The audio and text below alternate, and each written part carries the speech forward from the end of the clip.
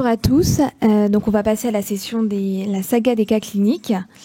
20 minutes pour chacun des 3 cas cliniques. Et on va commencer avec le docteur Tiffaine Le Poulenec, qui va nous présenter une grossesse à toute pompe.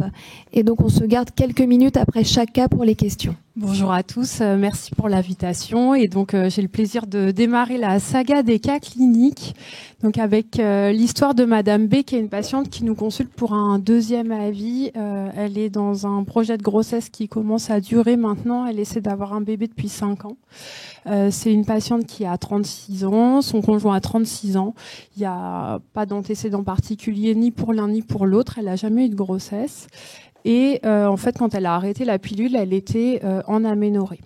La patiente nous relate son parcours et donc en fait ce qui avait été proposé comme prise en charge, c'était d'abord 3 inséminations, puis 3 cycles de FIV qui n'ont pas du tout été très concluants, à des doses maximales de traitement. Le premier cycle avait permis d'avoir 2 embryons qui a été transférés avec un soutien de FALS dont on reviendra à la fin de mon exposé, mais donc qui était par Dufaston, qui n'a pas permis l'obtention d'une grossesse.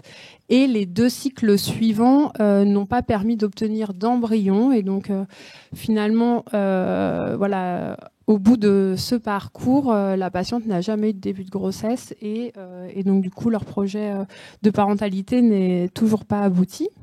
Quand on reprend un petit peu l'histoire de la patiente, finalement, elle a une ménarche à 12 ans, des cycles réguliers. Son poids maximal à 18 ans était de 55 kg. Et elle fait un premier épisode d'aménorrhée à 21 ans. C'est une patiente très active qui a une alimentation contrôlée. Elle a été mise sous pilule suite à son épisode d'aménorrhée. Voilà, elle réarrête la pilule au moment de son projet bébé en 2018. Et actuellement, elle a un poids de 46 kg pour 1,70 m, qui lui fait un IMC à 16. Le bilan qui avait été fait pour son projet bébé avait montré des trompes perméables, un spermogramme normal. Et au niveau ovarien, l'échographie montrait une réserve plutôt basse avec un CFA à 3+4, un endomètre atrophique. Et sur le plan hormonal, donc on a une FSH et une LH qui sont basses en regard d'un œstradiol effondré, la MH qui était basse pour l'âge à ce moment-là avec 0,85, et donc finalement un profil vraiment d'hypogonadisme hypogonadotrope avec une LH vraiment effondrée. Donc, pour explorer un peu la cause de cet hypogonadisme hypogonadotrope, une prolactine avait été faite qui était normale, les autres axes hypophysaires étaient normaux, l'IRM de principe a été réalisé qui était parfaitement normal, et devant cette aménorrhée qui commence vraiment à durer, au niveau du retentissement, elle a une ostéopénie et l'exploration de sa masse grasse montrait du coup un niveau bas à 19% à la DEXA. Elle présente en fait un profil d'aménorrhée hypothalamique fonctionnelle, donc qui est bien un diagnostic d'élimination, raison pour laquelle il faut bien faire les explorations hypophysaires. C'est une pathologie qui en fait est très fréquente mais très sous-estimée, qui représente 1/3 des causes d'aménorrhée secondaire. Cette aménorrhée, elle est secondaire à une altération de la pulsatilité de la GNRH, dont les causes sont multifactorielles.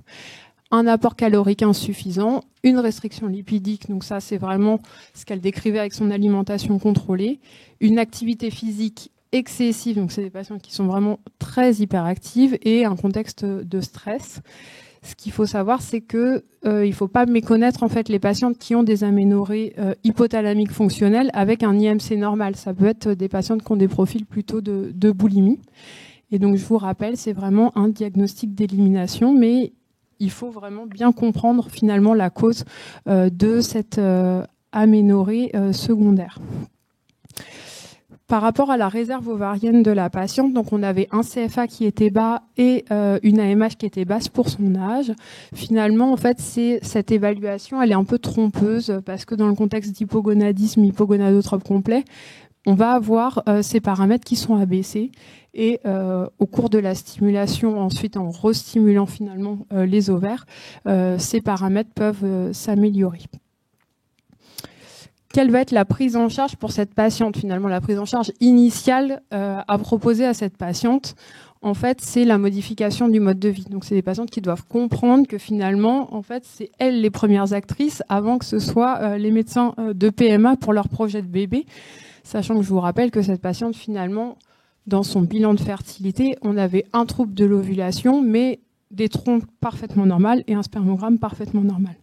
Donc ce qu'il faut, c'est vraiment aussi une prise en charge globale avec un accompagnement par une diététicienne, par une psychologue, pour réussir à réintroduire des lipides, avoir une reprise du poids, sachant que cette patiente, elle avait en fait des cycles réguliers quand elle avait son poids qui était à 55 kg, réussir à les faire ralentir sur l'activité physique, voire arrêter l'activité physique pour pouvoir finalement avoir un équilibre de la balance énergétique qui pourrait potentiellement améliorer les cycles, voire pouvoir les faire revenir de façon régulière et que la grossesse arrive spontanément. C'est des patientes chez qui on va mettre en place en fait un traitement hormonal substitutif par œstrogène et progestérone, donc pour la réimprégnation utérine. Sur l'échographie initiale, on avait en fait un endomètre qui était complètement atrophique. Donc, avant de démarrer les traitements pour l'ovulation, on va dans un premier temps proposer par exemple un traitement par climaston pendant 2 mois. Par rapport à l'ostéopénie, on pense à la supplémentation calcique et par vitamine D. Et voilà, malheureusement, même si les patientes font tous les efforts du monde, et c'est concrètement difficile pour les patientes de réellement modifier leur mode de vie au point de pouvoir régulariser leur cycle, c'est décrit qu'en fait la régularisation n'est pas systématique, même chez les patientes qui ont fait vraiment des efforts pour équilibrer leur balance énergétique. Sur le plan de la fertilité, donc après une période de modification du mode de vie, on peut essayer de faire un test au Dufaston. C'est un test qui nous permet de savoir si la patiente a une imprégnation œstrogénique. Donc ce test, c'est on donne du Dufaston 2 comprimés par jour pendant 10 jours et on attend du coup 10 jours pour voir s'il y a des hémorragies de privation. Si ce n'est pas le cas, ça veut dire qu'on est en carence œstrogénique et le traitement à proposer est plutôt celui de la pompe à GnRH. Et si on a des saignements suite au Dufaston, en fait, on est dans un contexte déjà plutôt favorable pour la prise en charge parce qu'on a un déficit gonadotrope qui est partiel. Et donc, dans ce cas-là, on peut proposer dans un premier temps un traitement par clomide, qui est un traitement par comprimé, et donc beaucoup plus simple à monitorer pour la patiente. Donc, comme je vous le disais, Madame B, en fait, elle est dans un contexte d'aménorrhée vraiment ovulatoire.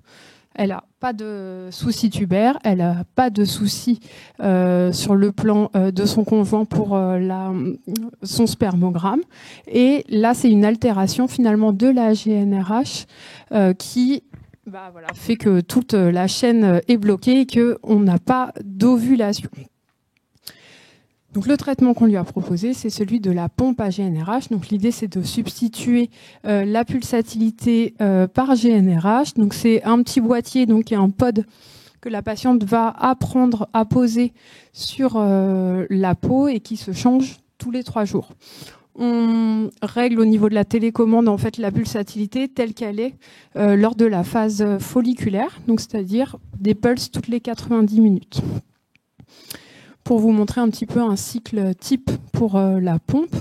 Donc, je vous disais, on fait une première phase d'imprégnation par climaston et ensuite, en fait, on fait venir, nous, les patientes en hôpital de jour pour leur présenter tout le fonctionnement en fait de la pompe. On fait l'échographie pour vérifier que on a une bonne imprégnation œstrogénique au niveau de l'endomètre. Et ensuite, tous les 3 jours, de façon autonome, elles vont changer leur pod pour pouvoir avoir leur pulse toutes les 90 minutes. Donc la dose, donc là je vous ai mis que c'est en gros on commence souvent entre 5 et 10. Ça va dépendre en fait de l'échographie initiale au niveau ovarien, de la richesse en follicules qu'on voit à l'échographie. Et on va faire un premier contrôle, un monitorage de l'ovulation, souvent au bout de 8-10 jours, avec une échographie et une prise de sang. Et ce qu'on veut obtenir, c'est une mono-ovulation. Ce sont des patientes qui n'ont jamais finalement tenté de chance de grossesse naturellement, donc à qui on veut vraiment obtenir un follicule pour obtenir une grossesse. Une fois que le follicule est obtenu, donc parfois il faut un contrôle, 2 contrôles, 3 contrôles, on les contrôle tous les 5 à 7 jours en général, et qu'un follicule est prêt à ovuler, on laisse en fait le petit pod de la pompe en place, le temps de l'ovulation, on dit du coup la période de fécondité et la période où on va avoir des rapports réguliers, et quelques jours après l'ovulation présumée, là on va doser en fait la progestérone pour vérifier que l'ovulation a bien eu lieu. Ensuite, après ce dosage de progestérone positif, on fait une deuxième étape, un deuxième traitement qui là s'appelle le soutien de phase lutéale, dont je vous parlerai un petit peu plus tard. Alors, ce traitement par pompe est un traitement qui est très efficace quand on est dans les bonnes indications. Donc là, dans les études les plus récentes, on est de l'ordre de 25% de chances de grossesse par cycle, avec un taux cumulatif de grossesse qui est autour de 65-70%. Concrètement, c'est un traitement qu'on met en place pour une durée de 6 mois.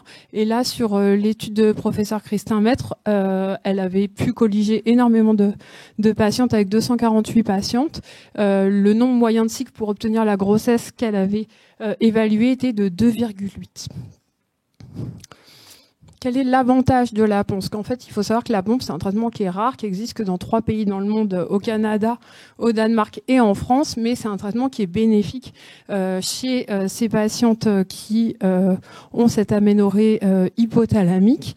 Ça permet de limiter le risque d'ovulation multiple. Donc, je vous disais que l'objectif, c'était d'avoir une ovulation unique chez ces patientes, de réaliser moins de cycles que chez les patientes qui ont des injections par gonadotrophine. Le taux d'ovulation est plus élevé que sous gonadotrophine. On a moins de risque de grossesse multiple et moins de risque d'hyperstimulation ovarienne. Donc, je vous montre un petit peu ce qui s'est passé pour notre patiente. Donc, le premier cycle, on avait commencé à la dose de 8, donc avec le changement de pod tous les 3 jours. Au bout du 11e jour, on avait fait un premier contrôle. On avait un follicule de 15 mm qui s'était développé. Et quelques jours plus tard, on avait fait un contrôle avec un follicule à 20 mm. Donc en gros, les follicules sont prêts à ovuler autour de 18-20 mm. Donc là, elle rentrait finalement dans sa période de fécondité. Et au 18e jour, on a dosé la progestérone pour vérifier qu'effectivement l'ovulation avait eu lieu. Et on voit le dosage de progestérone qui s'est élevé à 5,5. Dans ces cas-là, on passe finalement à la phase de soutien de phase lutéale et quelques jours plus tard, le test de grossesse malheureusement est négatif. On retente un cycle, donc on garde la même dose parce que c'était parfait, on a une ovulation, c'est exactement ce qu'on veut. Un premier contrôle au 10e jour, on a un premier follicule qui est à 10 mm. Quelques jours plus tard, le follicule est bien en croissance. On a un follicule dominant à 19 mm.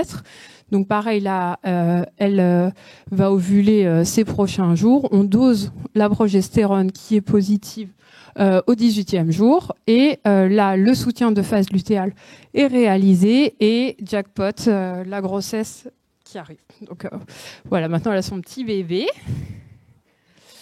C'est une histoire qui se termine bien quand même. Et donc, en fait, ce qui est important, c'est la deuxième phase dont je vous parlais, c'est le soutien de la phase lutéale. En fait, le corps jaune qui assure la stéroïdogénèse qui est nécessaire à l'implantation est sous la dépendance de la LH. Donc, du coup, pour les patientes qui ont une aménorrhée hypothalamique ou une aménorrhée hypophysaire, ce soutien de phase lutéale, il est vraiment indispensable. Il y a 3 possibilités. Soit celui de laisser la pompe à GnRH jusqu'au test de grossesse. Concrètement, ça coûte excessivement cher parce que faut se rendre compte qu'un pod, donc 3 jours, ça coûte 400 €. Donc c'est vrai que ça fait un soutien de phase lutéale assez onéreux. Et ça peut être remplacé par deux autres modalités, qui est soit l'Ovitrel, donc c'est de l'HCG en injection, qui se fait tous les 3 jours, 3 fois, et une fois que le dosage de progestérone est élevé. Donc en fait, on fait un relais où on fait l'injection d'Ovitrel, puis on retire la pompe, et là, 3 fois, on fait l'injection d'Ovitrel. Ce qui est important de savoir quand on fait ce traitement-là, c'est que l'Ovitrel, en fait, c'est ce qui se dose quand on fait le bêta-HCG. Donc, il faut décaler de 10 jours après la dernière injection le test de grossesse. Ou on peut finalement substituer, en fait, au lieu de stimuler le corps jaune par l'Ovitrel, on peut substituer ce corps jaune par de la progestérone directement, et auquel cas il faut des doses plus importantes que dans d'autres stimulations où il faut 400 mg matin et soir, qu'on démarre une fois que la progestérone est élevée. Et donc on a voilà, cette progestérone qui est élevée, on retire la pompe et on peut démarrer le traitement par progestérone en ovule. Donc, en conclusion, ce qui est important, c'est quand on a une patiente qui a une aménorrhée, de bien faire finalement le diagnostic, quelle est la cause de cette aménorrhée, pour pouvoir lui proposer les meilleurs traitements pour son projet de grossesse. Finalement, elle avait des trompes qui allaient bien, un spermogramme qui allait bien, et en fait, c'était un trouble ovulatoire qui avait induit son infertilité. Le bilan de fertilité doit toujours être fait de façon complète. Et dans ce contexte d'aménorrhée hypothalamique fonctionnelle, donc je vous rappelle que c'est bien un diagnostic d'élimination et qu'il faut faire toutes les explorations sur le plan hypophysaire. La première étape dans la prise en charge, c'est la prise en charge du mode de vie, que le traitement par pompe à GnRH est très efficace quand on a la bonne indication, et surtout que le soutien de phase lutéale est très important. Voilà, je vous remercie. Est-ce que vous avez des questions ? Merci Tiffaine. Est-ce qu'il y a des questions dans la salle ? Quand elle récupère un axe normal, elle récupère combien de points d'AMH dans ces cas-là, à peu près ? Je ne vais pas avoir le chiffre de façon précise à te donner, mais c'est vrai qu'on a eu des cas où vraiment on voyait, parce que souvent on ne redose pas forcément nous l'AMH pour ces patientes-là, mais on voit à l'échographie en fait les ovaires qui s'étoffent un petit peu. Ok, merci. Est-ce qu'après cette grossesse, la jeune femme a plus de chances d'être guérie de son aménorrhée hypothalamique ? Alors concrètement, dans le cas de cette patiente, je l'ai revue et elle est quand même dans un certain déni de sa maladie. Donc elle avait pris 7 kilos pendant sa grossesse. Et donc elle est revenue avec un poids qui était peut-être à 47 kilos. Donc concrètement, là, on est en train de la reprendre en charge pour son deuxième projet de bébé, mais... Le problème, c'est vraiment d'accepter finalement la cause de cette aménorrhée, mais il n'y a pas. Je pense que c'est la prise de poids en fait qui est la clé et l'adaptation du mode de vie. Quand elles sont avec un IMC normal, souvent c'est aussi. En fait, il y a des patientes qui ont des IMC normaux, mais avec une carence en lipides tellement importante dans leur alimentation que l'axe gonadotrope, il est dépendant des lipides pour permettre l'ovulation. Donc ça ne change rien. Merci. J'avais une question très générale. Vous avez dit qu'il y avait seulement 3 pays dans le monde dans lesquels les pompes étaient autorisées. Est-ce que c'est uniquement pour des raisons financières ? Je suppose que c'est ça, ouais. Parce que, concrètement, voilà, comme un pod, c'est 400 € pour 3 jours. Le mois, c'est à peu près 2000 € quoi, en termes de coûts. Donc, faire payer ces traitements-là, je pense aux États-Unis, par exemple, c'est des choses qui sont énormes, ouais. Oui, en fait, c'est pas une question, c'est un commentaire, parce qu'effectivement, c'est un traitement extrêmement élégant, surtout dans les pays où on en dispose. Donc, je voudrais rapporter 2 cas qui me sont arrivés dans ce type de circonstances. La première patiente, elle était dentiste, et puis elle est arrivée avec une aménorrhée hypothalamique fonctionnelle. Elle faisait 50 km de jogging par semaine, avec un sous-poids, effectivement, et donc je lui ai expliqué que il allait falloir réduire son activité physique et puis augmenter un peu son alimentation. Et donc à 30 km par semaine, elle a recommencé à avoir des cycles, mais irréguliers, une spanioménorrhée. Et puis à 15 km par semaine, elle a récupéré des cycles ovulatoires. Et le deuxième cas, qui est un peu différent, c'était une gynécologue, effectivement, on va dire stressée et mince, qui était en aménorrhée hypothalamique fonctionnelle. Et je lui ai fait un test à la LHRH, comme ça. Elle s'est retrouvée enceinte. Et pour la suite, à chaque fois qu'elle a voulu une grossesse, elle s'est fait faire un test à la LHRH qui a marché. Elle a eu 4 grossesses comme ça et une spontanée. Donc, quelquefois, une petite dose de LHRH peut suffire. Je crois qu'il faut adapter en fonction de la profondeur du déficit. J'ai une autre question, donc justement sur cette masse grasse des patientes. Est-ce qu'il vous arrive de doser la leptine et de regarder si ça peut être un facteur prédictif de bonne réponse ou de choses comme ça? Alors, nous, on le fait pas du tout en systématique, mais en fait, à la SFE, il y avait un topo justement sur l'équipe de Saint-Étienne qui s'intéresse beaucoup à ces patientes et pour lequel, en effet, ils font la leptine et le test à la LHRH et pour évaluer justement la difficulté à la réponse du traitement. Mais voilà, moi, ça m'a interloqué ce topo, mais nous, pour le moment, on le fait pas. Ouais.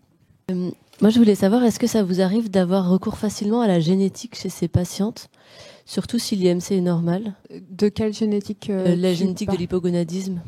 Quand tu as une histoire en faveur, bien sûr. Mais là, elle a eu tout un début de parcours avec des cycles réguliers, une ménarche classique, une puberté classique. Donc là, le profil, il était plutôt au fonctionnel.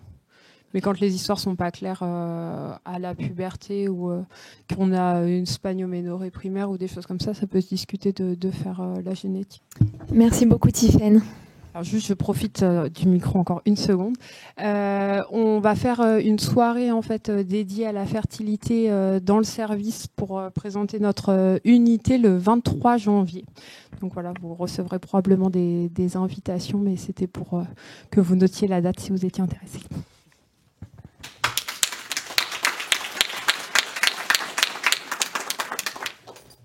Merci beaucoup. Donc, on va passer au deuxième cas clinique avec le docteur Chloé Amouyal qui va nous présenter un diabète de type 1 qui résiste. Bonjour. Donc, effectivement, aujourd'hui, je vais vous présenter le cas d'une de mes patientes qui nous a un peu interpellés. Alors, il s'agit donc d'une jeune dame de 23 ans qui a un diabète de type 1 qui a été diagnostiqué à l'âge de 3 ans, qui a été donc suivi en pédiatrie, puis après que j'ai vu initialement au moment de la transition, donc quand elle avait, je crois, 19 ans à cette époque-là. Elle a également d'autres pathologies auto-immunes, comme vous pouvez voir. En fait, en 2015, la pauvre est apparue 3 autres maladies auto-immunes, un vitiligo, une thyroïdite d'Hashimoto et une maladie de Birmer. Dans ses antécédents familiaux, en fait, sa mère, elle aussi, a plusieurs maladies auto-immunes. Elle a notamment un diabète de type 1, mais qui est apparu après sa fille, à l'âge adulte. Et puis, elle est également porteuse de vitiligo, de thyroïdite d'Hashimoto. Elle a un lupus. Elle n'a pas un Birmer, elle a un lupus. Et il y a également le grand-père dans la famille qui a un diabète de type 1. Et donc cette patiente, depuis plusieurs années, est traitée donc par pompe à insuline. Et ce qui nous a interpellés, c'est qu'elle a des besoins en insuline extrêmement importants. Comme vous voyez, elle a des besoins en insuline de 150 à 200 unités jour. Je vais vous montrer après. Elle a donc fait dans les autres traitements du lévothyrox, de la vitamine B12 pour ses autres pathologies. Et en fait, ce qui s'est passé, c'est que je l'ai vue au début, puis après, je suis partie en test de science, etc. Et quand je l'ai revue 4 ans après, du coup, j'ai eu ou c'était 3 ans, peu importe, j'ai eu un petit... je me suis dit que cliniquement, il y avait quand même quelque chose qui m'avait interpellée. Donc, elle avait poids 72 kilos, ça lui faisait un BMI à 26, mais surtout, elle avait un franc acanthosis nigricans au niveau du cou, une hypertrophie musculaire et... qui faisait également, je l'ai pas marqué là, mais une lipoatrophie qui pouvait, en tout cas des signes cliniques de lipoatrophie partielle, en tout cas au niveau des jambes, et voilà, sans signe d'hyperandrogénie. Et puis bien évidemment, elle a ses plaques de vitiligo. Et donc, pour toutes ces raisons-là, on l'a repris en hospitalisation pour explorer un petit peu plus son métabolisme. Et au cours de l'hospitalisation, on a donc analysé sa composition corporelle grâce à une absorptiométrie biphotonique. Donc, la DEXA, ce qu'on voyait, c'est que donc je vous ai dit les 72 kilos, son BMI à 26, et comme vous pouvez voir, donc, elle n'a pas de défaut de masse grasse. Enfin, en tout cas, elle a un pourcentage de masse grasse qui reste dans la normale à 32%, qui, là, on peut le voir, est majoritairement situé au niveau du tronc.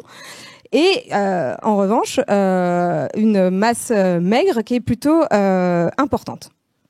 Et en fait, j'ai comparé, si vous voulez, je vous ai mis une autre composition corporelle d'une autre patiente qui a également un diabète de type 1, qui n'a pas le même âge, qui a 50 ans, et qui avait en fait effectivement exactement la même masse grasse que notre patiente, donc 23,4 kilos. Et chez elle, comme vous le pouvez voir, c'était absolument pas réparti de la même manière. Donc 41% de masse grasse, cette patiente était ménopausée, donc ça pouvait expliquer ça, avec un BMI normal, mais une masse maigre bien moindre.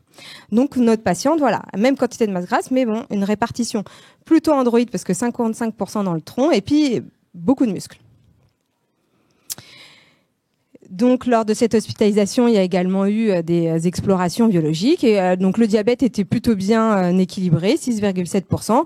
Donc, on a quand même vérifié, mais donc elle a bien un diabète de type 1. Son peptide C est totalement effondré, non dosable. Il n'y a pas de stigmate de stéatose hépatique biologiquement parlant en tout cas, et une hypertriglycéridémie qui n'est pas majeure, qui est à 2 grammes par litre. Par contre, une SHBG qui était basse à 13,4, une adiponectinémie également basse et une leptine basse.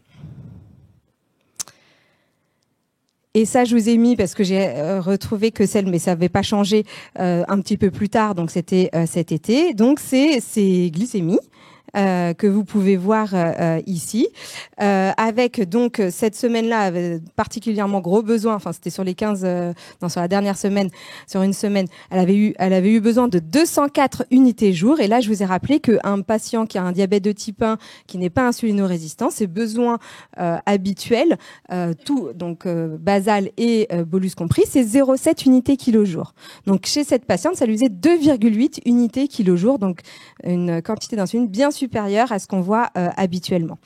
Et malgré ces doses importantes d'insuline, on voit bien, et vous pouvez le voir, que le résultat n'était pas complètement optimal. Donc là, cet été, elle était moins bien équilibrée que quand on l'avait explorée en février, avec plutôt un GMI, donc un équivalent une estimation de l'hémoglobine glyquée, si vous voulez, qui était plutôt aux alentours de 8%, et on voit bien la variabilité de la glycémie et un temps estimé dans la cible, c'est pour les plus jeunes que je rappelle ça, c'est la cible pour lequel on aimerait que les patients soient au moins 70% du temps dans cette tranche de la glycémie, c'est entre 70 et 180. Et elle avait 46%. Donc, on est face à une patiente qui a un diabète de type 1 et qui a manifestement de l'insulinorésistance et une forte insulinorésistance. C'est pour vous rappeler que en cas d'insulinorésistance, il y a des effets sur le métabolisme du glucose. Donc là, c'est en dehors du cas du diabète de type 1. Et on voit apparaître des défauts de la glycémie qui sont majoritairement dus à des défauts de captation du glucose, donc par les muscles, et une augmentation de la production hépatique de glucose. Et c'est associé plus ou moins à une dyslipidémie et une stéatose hépatique. Mais également, ce que l'on peut voir cliniquement, en cas donc d'hyperinsulinémie majeure, c'est que les patients ont un profil, ils peuvent avoir certains signes acromégaloïdes, dus en fait à l'hyperstimulation du récepteur de l'IGF-1 par l'insuline. Et parmi ceux-là, il y a également l'hypertrophie musculaire. Ils peuvent avoir des hyperandrogénies, avec aussi des SOPK, et notamment l'hyperinsulinémie majeure induit un acanthosis nigricans. plus ou moins, chez les patients, on peut voir des symptômes, des signes de lipoatrophie, qui peuvent être générales ou partielles. Et ça, c'était juste pour rappeler un tout petit peu le métabolisme. En cas d'insulinorésistance, au niveau hépatique, en fait, il y a deux phénomènes. Soit on a une insulinorésistance classiquement que l'on observe dans le diabète de type 2, donc qui peut être étiqueté comme post-récepteur, c'est-à-dire non dû à un problème de récepteur de l'insuline. Et dans ce cas-là, en fait, l'insulinorésistance, elle n'est pas homogène sur les voies de signalisation du récepteur de l'insuline dans le foie. Et ce qui est majoritairement bloqué, ce qui résiste majoritairement, c'est le blocage, normalement, qu'induit l'insuline sur la production hépatique de glucose. Normalement, l'insuline sur le foie, elle induit une freination de la production hépatique de glucose et elle favorise, elle potentialise la lipogénèse. Et là, dans l'insulinorésistance dite post-récepteur, c'est plutôt la voie sur la freination de la production hépatique de glucose qui n'est pas active. Donc, autrement dit, quand on a une insulinorésistance post-récepteur, on hypersécrète du glucose, enfin, il y a une augmentation de la production hépatique de glucose et une augmentation de la lipogénèse. Et donc, c'est pour ça que les patients ont souvent une hypertriglycéridémie. Et à l'inverse, si le problème de résistance à l'insuline vient d'un problème de récepteur, donc que ce soit une mutation du récepteur ou des anticorps anti-récepteurs, et ben là, c'est les deux voies qui sont bloquées. Et donc, on a un problème d'hyperproduction hépatique de glucose, mais on n'a pas d'activation de la lipogénèse. Et donc, dans ces cas-là, il n'y a pas d'hypertriglycéridémie.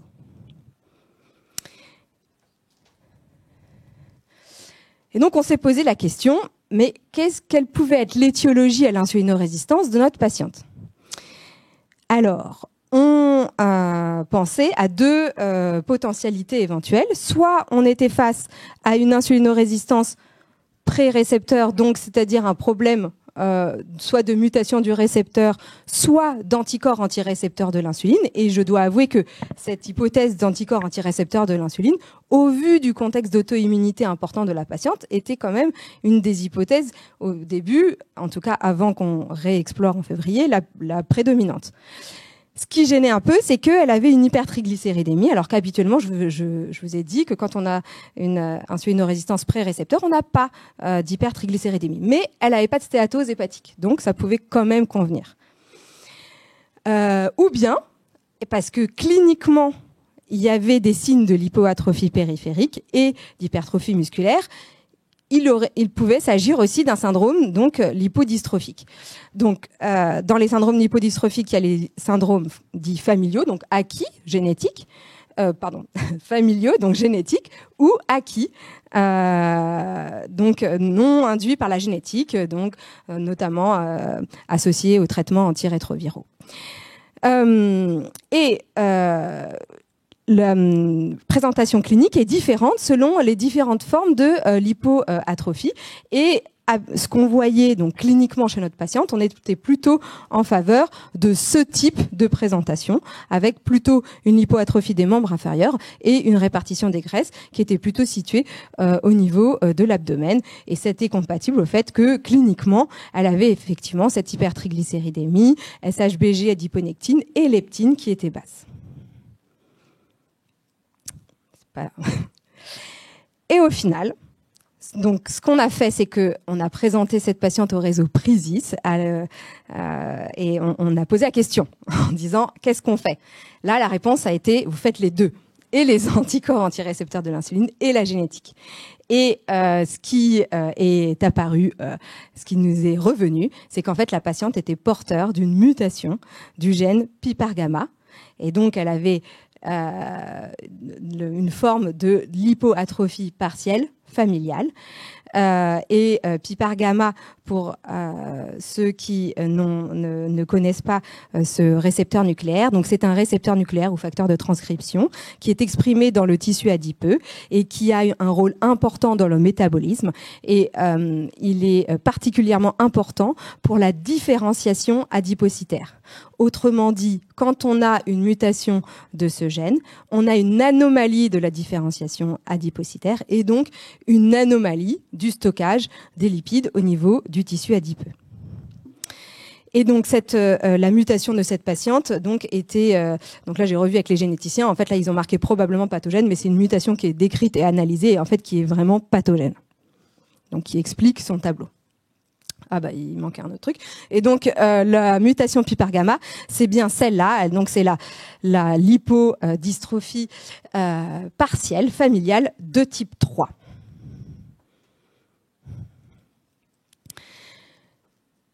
Et pour expliquer le tableau clinique, pourquoi est-ce que quand on a une lipodystrophie, on a ce type de tableau d'insulinorésistance? Pour plusieurs raisons. Tout d'abord, il y a une lipoatrophie sous-cutanée, donc il y a une baisse du stockage des lipides en sous-cutané. Et là, dans le cas de la mutation pipergamma, il y a plutôt un stockage au niveau du tissu adipeux viscéral qui est inflammatoire et donc avec une augmentation de la lipolyse. Et donc ces deux conséquences font que il y a une augmentation des acides gras libres circulants et un contexte inflammatoire avec une augmentation des cytokines inflammatoires et des adiponectines et leptines basses. Et tout ça fait que il y a un stockage ectopique des lipides et donc du coup une anomalie, enfin une insulinorésistance périphérique, hépatique, avec donc comme je vous ai dit hyperproduction, donc production hépatique de glucose non freinée et stéatose hépatique et lipogénèse, une baisse de la captation au niveau musculaire et au final, au fur et à mesure du temps, une dysfonction bêta-cellulaire. L'équipe de Saint-Antoine a publié récemment, en fait, c'est pas que l'équipe de Saint-Antoine, c'est tout le réseau Prisis, a publié il y a peu, donc en 2023, là, cette année, la description de la cohorte française de patients qui ont des mutations pipergamma. Et ce qu'ils ont décrit, donc c'est une mutation autosomique dominante, ok. Ce qu'ils ont dit, c'est que ils ont relevé en fait les signes cliniques et donc ils retrouvent que quasi la totalité des patients ont des symptômes de lipodystrophie partielle, une grande majorité une hypertrophie musculaire, répartition androïde des graisses à 78%, acanthosis nigricans à 58% et hyperandrogénie pour les femmes à 81%.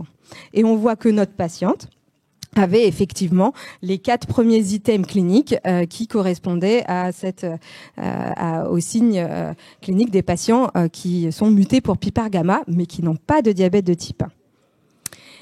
Également, sur le plan métabolique, ce qui est décrit, c'est que les patients sont plutôt en surpoids, voire obésité androïde. Et comme vous pouvez le voir, c'est la moyenne des patients.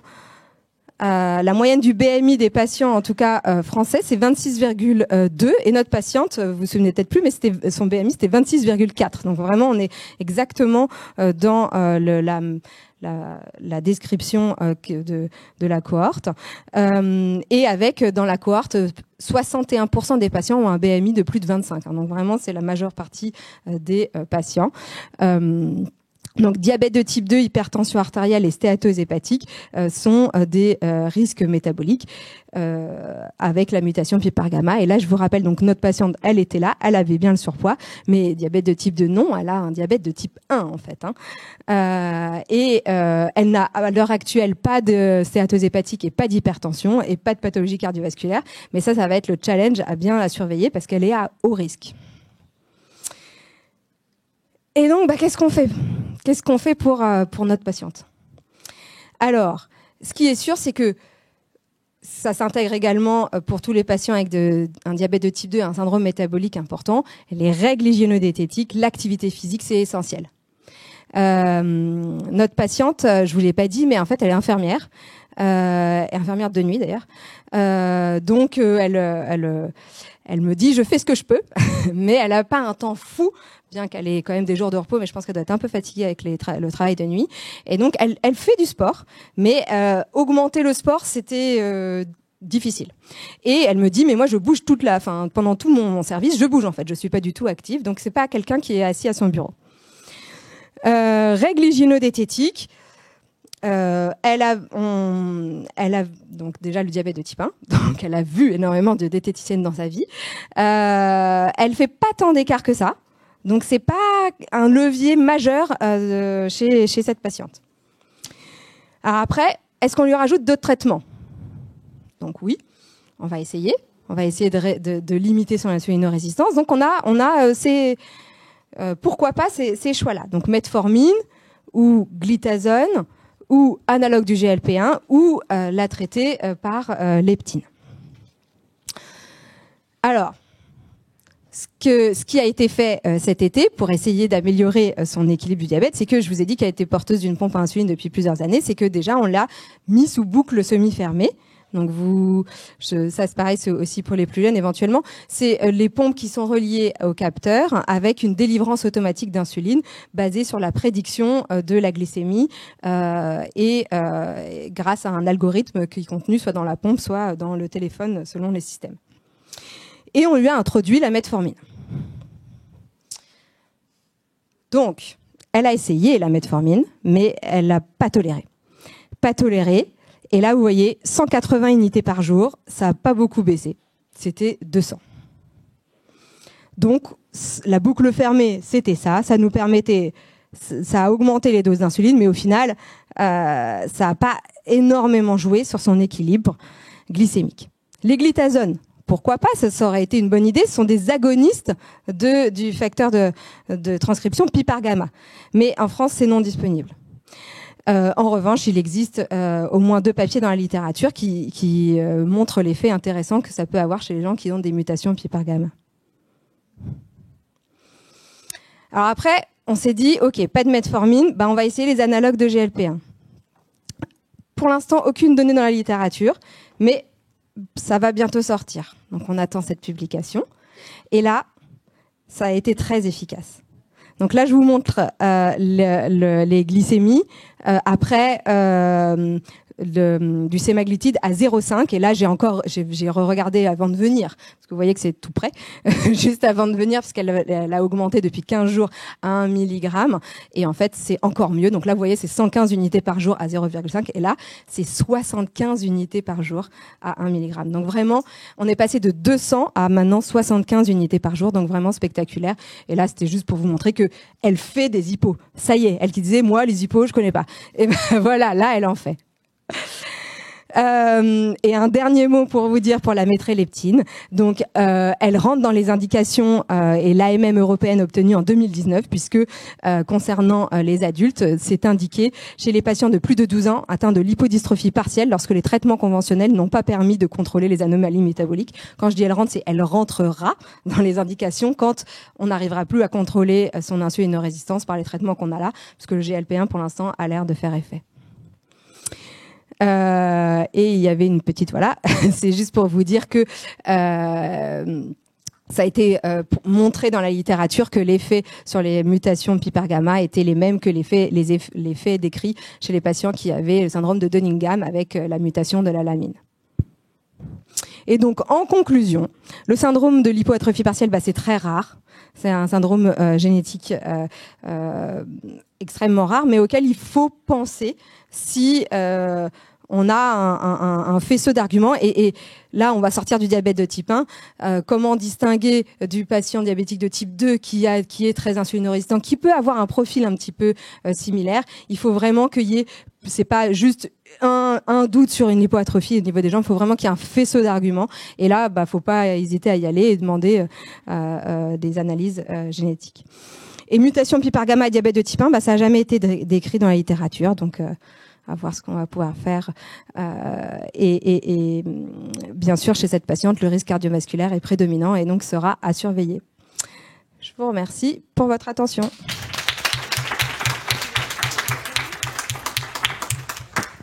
Merci beaucoup. On va pouvoir prendre quelques questions.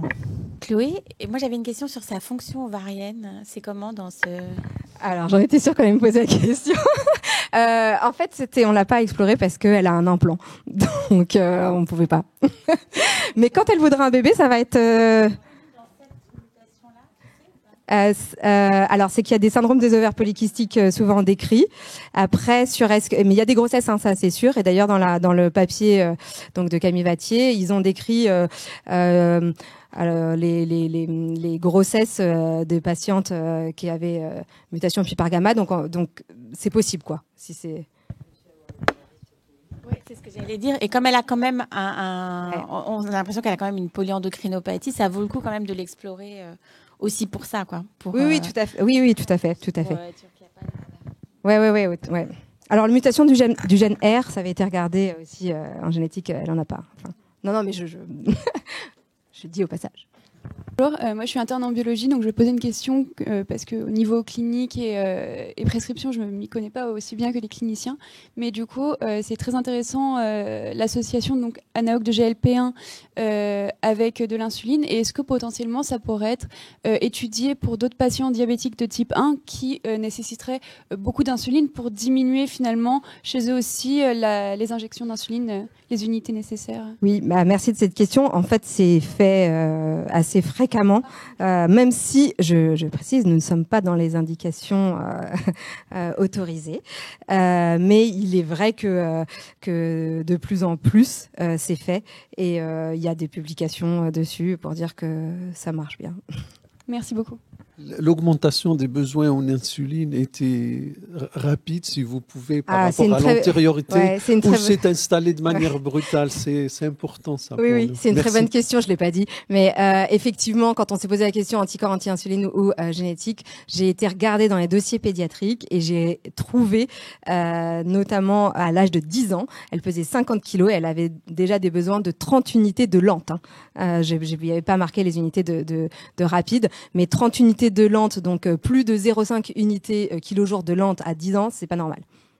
Donc déjà c'était élevé.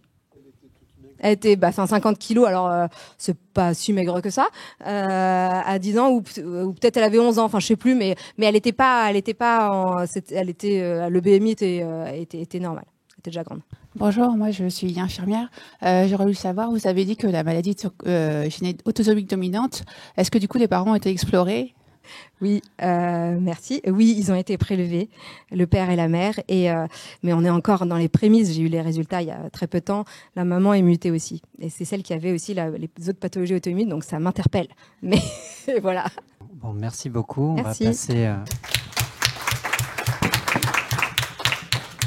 passer à notre troisième et dernier cas clinique qui va être présenté par le docteur Sophie Daclin. Quelle enquête pour trouver une cause rare d'hypercalcémie? Bonjour à tous. Du coup, moi, je suis une interne du service de thyroïde du docteur Buffet. Je vais peut-être me reculer un peu. Et je vais vous présenter deux cas cliniques dans le cadre de cette présentation sur quelle est l'enquête à mener pour trouver une cause rare d'hypercalcémie. Donc, pour commencer, une patiente de 71 ans qui a été adressée en rhumatologie pour une hypercalcémie qui a été découverte sur un bilan de fracture pertrocantérienne gauche. Cette patiente a comme antécédent une HTA et une insuffisance rénale chronique étiquetée vasculaire et en cours d'exploration. Donc voilà, je vous ai mis son bilan ici. On peut voir une hypercalcémie à 2,91, un phosphore normal, un magnésium normal, l'absence de carence en vitamine D, un calcitriol, c'est-à-dire une 1,25 OH vitamine D à 74, donc dans la limite haute de la normale, et une PTH normale à 22. L'insuffisance rénale chronique, qui était déjà connue. Il a aussi été dosé les marqueurs de remodelage osseux, mais qui sont difficiles d'interprétation dans cette situation d'insuffisance rénale chronique. La PTH, elle est normale, donc inadaptée. Il s'agit donc d'une hypercalcémie avec une PTH inadaptée qui nous oriente vers une origine parathyroïdienne. Donc si on reprend un petit arbre étiologique dans le cadre d'une hypercalcémie d'origine parathyroïdienne, la PTH est normale ou haute, donc inadaptée. Et donc là, à votre avis, on l'a déjà dit, du coup, il faut doser la calciurie, tout à fait, pour calculer la fraction d'excrétion du calcium. Donc qui se calcule grâce au dosage dans le sang et dans les urines de 24 heures du calcium et de la créatinine. Lorsque le résultat de ce calcul revient supérieur à 0,02, c'est en faveur d'une hyperparathyroïdie primaire. Lorsque le résultat est inférieur à 0,01, c'est en faveur d'une hypercalcémie hypocalciurique familiale. Et entre les deux, il y a une zone grise dans laquelle on ne peut pas conclure, et il peut s'agir d'une de ces deux causes.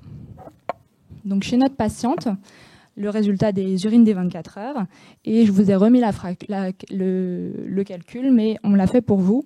C'est revenu à 0,085, soit 8,5%, donc en faveur d'une hyperparathyroïdie primaire. Il a été recherché le retentissement dans le cadre de cette suspicion d'hyperparathyroïdie primaire.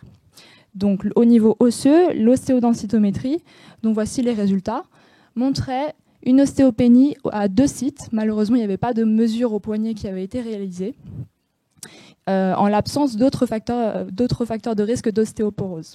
Et au niveau rénal, il y avait cette insuffisance rénale chronique qui était connue, pas d'antécédent de colique néphrétique et pas de lithiase repérée sur le scanner abdominal réalisé sans injection. Et au total, il avait été retenu une indication opératoire sur la calcémie qui était supérieure à 2,75 mmol par litre, ce qui a motivé la réalisation d'un bilan morphologique de localisation. Donc, je vous mets ici les images, l'échographie et la scintigraphie, qui retrouvent une possible cible concordante sur les 2 examens, P4 droite. Mais évidemment, il y a des atypies dans ce dossier, et c'est pour ça qu'on a été consulté pour un avis. Mais c'est surtout l'antécédent de la patiente qui a fait tiquer les médecins de service, c'est qu'elle a une insuffisance rénale chronique. Or, on sait que dans l'insuffisance rénale chronique, il y a une diminution de la production de calcitriol, de 1,25 OH vitamine D, ce qui aboutit à la diminution de réabsorption digestive du calcium et à, du coup, secondairement, une augmentation de la PTH. Or ici, comme vous pouvez le voir, la PTH est à 22, donc normale, mais quand même assez basse pour une situation d'insuffisance rénale chronique. Et le calcitriol, qui lui devrait être effondré dans le cas de l'insuffisance rénale chronique, mais qui ici est plutôt dans la normale haute. Et dernièrement, le contexte, c'est-à-dire que la patiente qui a fait sa fracture au niveau pertrocantarienne gauche, alors qu'elle a simplement une ostéopénie sans ostéoporose. Donc tout ça fait qu'on n'a pas envie de passer à côté d'une étiologie secondaire, notamment d'une néoplasie. Et donc on a voulu réaliser un bilan d'hypercalcémie secondaire. Donc on reprend l'arbre diagnostique dans les causes d'hypercalcémie.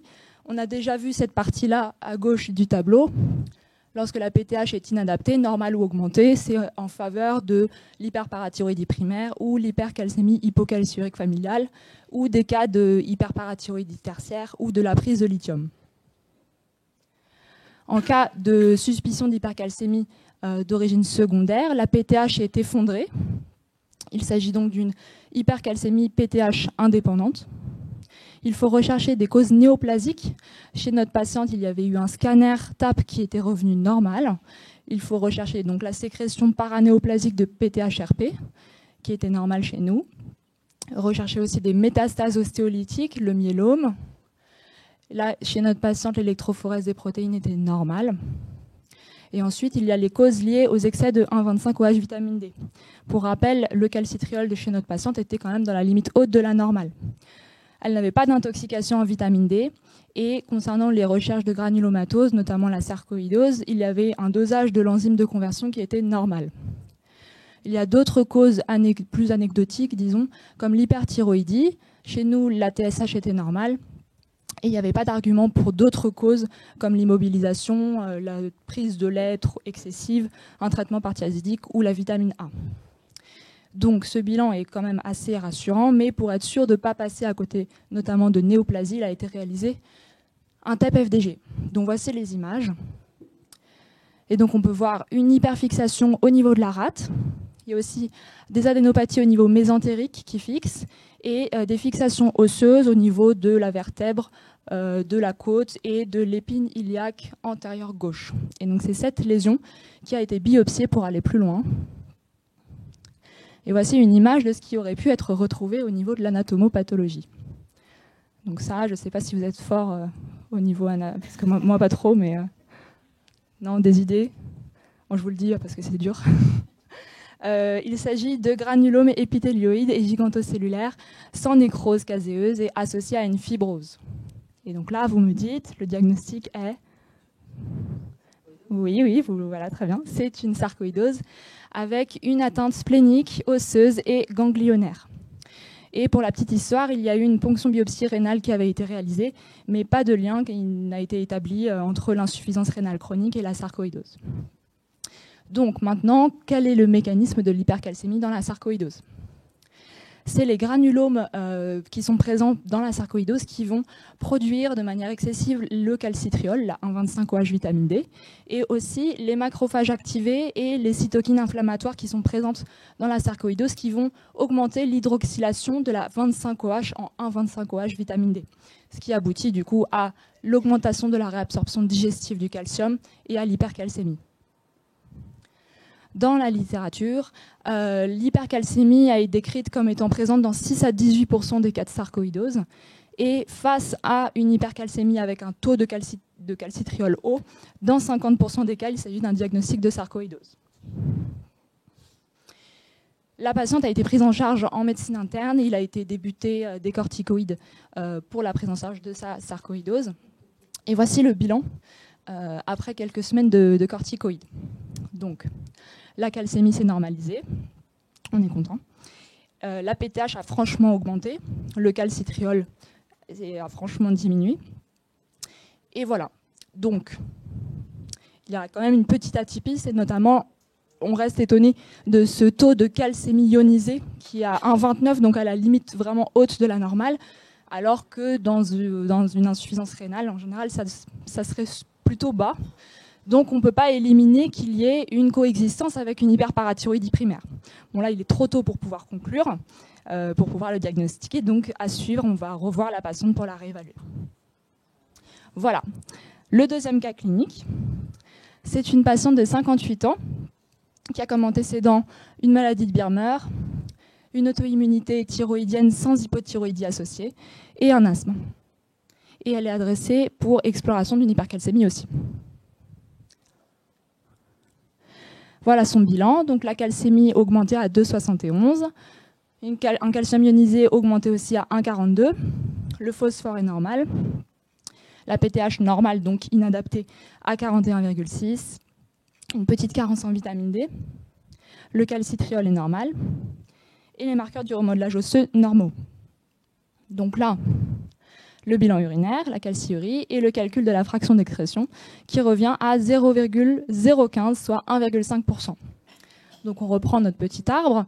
Hypercalcémie à PTH inadapté, la fraction d'excrétion supérieure à 0,02, hyperparathyroïdie primaire, et inférieure à 0,01, hypercalcémie hypocalciurique familiale. Avec la zone grise. Et nous, on est dans la zone grise, évidemment. Donc la génétique, on la recherche quand même pour l'hypercalcémie hypocalciurique familiale, on fait quand même la génétique dans la zone grise. Et donc chez cette patiente, c'est négatif. Dommage. Bon, quelqu'un a réussi à penser à doser des anticorps devant le terrain auto-immun. Donc les anticorps antirécepteurs du calcium, les anti-calcium sensor, qui sont revenus positifs. Et donc il s'agit d'une hypercalcémie hypocalciuriante acquise auto-immune. Il y a très peu de cas décrits dans la littérature. Je vous ai fait un résumé ici. Avec ce qu'on peut remarquer, c'est notamment la présence d'un terrain auto-immun assez fréquemment. Des calcémies, donc toujours plutôt augmentées. Des PTH inadaptés, en général au-dessus de la normale. Et la fraction d'excrétion calculée qui est toujours dans la littérature inférieure à 0,01. Chez nous, c'était dans la zone grise, mais bon.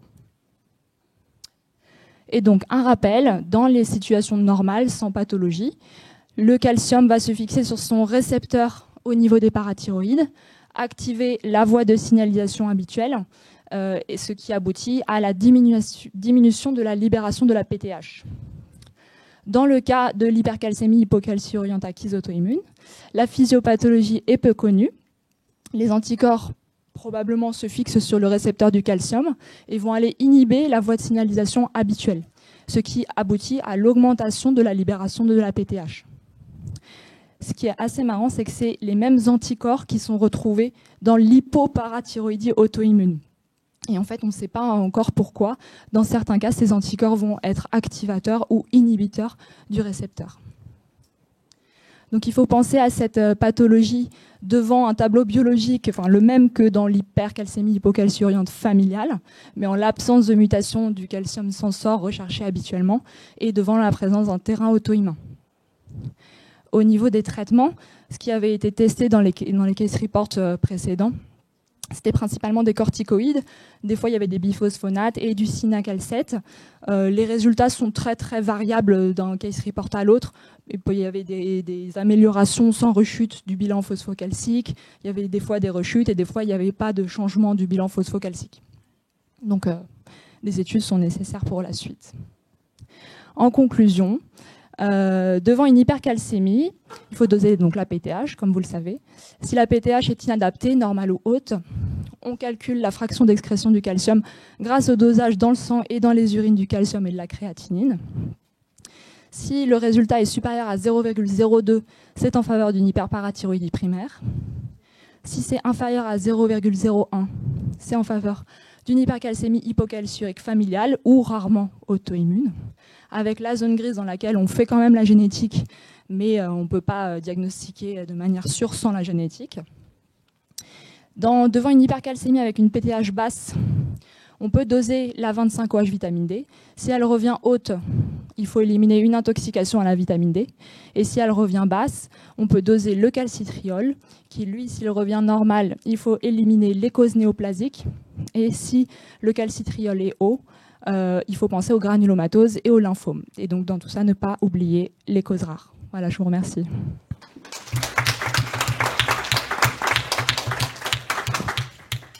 Merci beaucoup pour ces cas très intéressants. Est-ce qu'on a des questions? Dans le premier cas clinique que tu as présenté, si j'ai bien noté, il y avait une cible qui était concordante sur l'écho et la scintigraphie. Est-ce que par hasard, on a des données chez les patients qui ont des hypercalcémies sur les sarcoïdoses sur l'état de leur parathyroïde en général? Est-ce qu'on sait s'ils ont tendance à être... C'est vrai qu'en fait, habituellement, dans la sarcoïdose, je ne pense pas que le bilan est forcément vraiment réalisé parce que c'est plutôt des causes secondaires, donc la PTH est en général basse. Et donc, je ne pense pas qu'on ait forcément beaucoup de données. En tout cas, moi, je n'ai pas fait la littérature là-dessus, mais ce n'est pas habituel, on va dire, d'aller faire le bilan de localisation. Mais je n'ai pas fait la biblio là-dessus. Donc, on pourrait croire quand même qu'il y a peut-être cette hyperparathyroïdie primaire associée. Oui, tout à fait. C'est pour ça qu'on va la reprendre dans le service probablement prochainement pour la réévaluer. Eh bien, merci beaucoup. Donc, on peut applaudir encore.